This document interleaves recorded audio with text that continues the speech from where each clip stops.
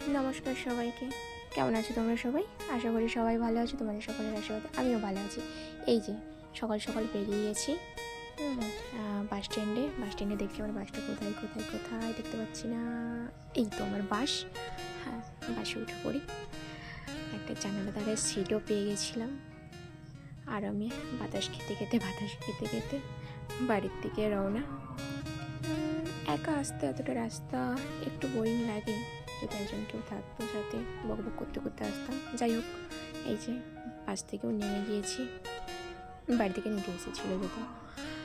এখান থেকে আমাদের টোটো অটো কোনো ব্যবস্থা নেই। কেউ যদি বাড়ি থেকে বাইক নিয়ে যায়, বাইক সাইকেল যদি নিয়ে যায় তবেই আসা সম্ভব। আমার তো পা তো রয়েছে হাঁটার জন্য। এখানে আমাদের যাতায়াত ব্যবস্থা খুব খুব খারাপ। অটো টোটো টেকার কিছুই নেই।